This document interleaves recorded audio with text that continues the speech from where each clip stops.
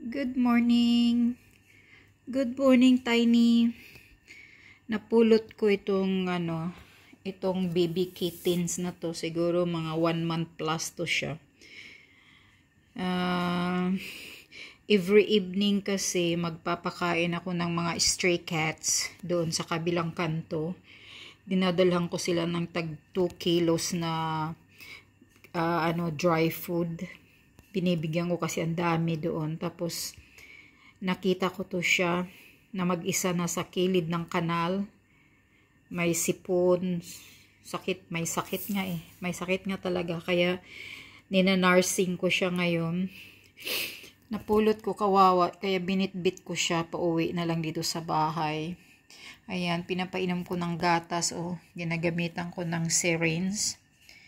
Kasi ayaw niyang iinom sa bottle.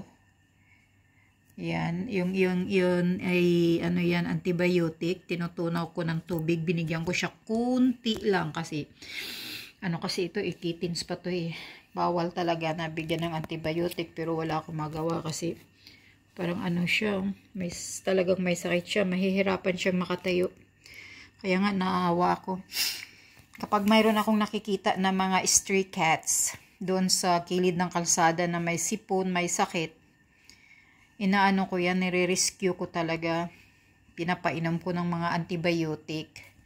Kaya nilagay ko siya dito, yun ang buhangin niya. Oh. Taihan niya, ihian niya.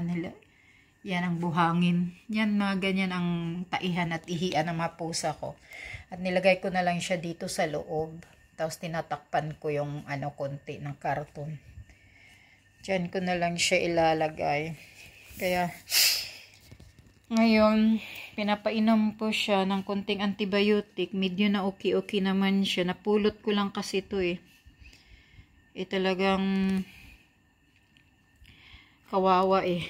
May sipon siya. Tapos yung miming. Tapos yung niya parang, tingnan nyo, parang nangingitim yung niya. Hindi nga, hirap nga siyang makatayo. Parang giniginaw siya. Inaabandon na siguro ito ng nanay. Ewan ko, dami kasing pusa doon eh. Pero wala, ito lang ang nakita kong baby na may sakit. Yung ibang mga pusa doon, mga tag 8 months, 1 year, okay naman doon. Kaya ako, nagna-nursing muna ako. Siyempre, mayroon pa naman ako dito mga pusa na mayroon pa naman akong pusa dito na dalawa na kulit-kulit ng mga Iyan, anak niya ng pusa ko talaga. Na iniiwanan na ayaw na magpa-daddy 1 month plus nga pa lang yan eh. Magto 2 months pa lang pero mga malalaki sila malalaki. Anak ito ng pusa ko, lakas kumain eh. Pusa ko mabalahibo, makapal yung balahibo, kaya ito mga makakapal din ang balahibo nito. Yan si Princess Kalis na yung mata, away-away nilang dalawa. Yun.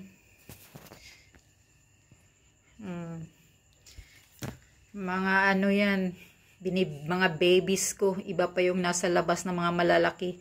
Ito 2 months old pa lang ito yata, wala pa magto 2 months. Kaya yun nga eh. Kaya nagna-nursing nga ako eh. Yan nga na talaga. Nagna-nursing ako dito.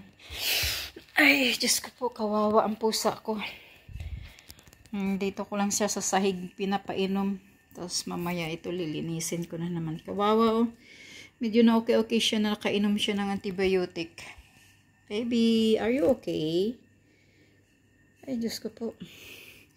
Pangalawang itong nirescue ko yung una kong nirescue mga 1 week pa lang, inabandon na ng nanay, ng mama niya.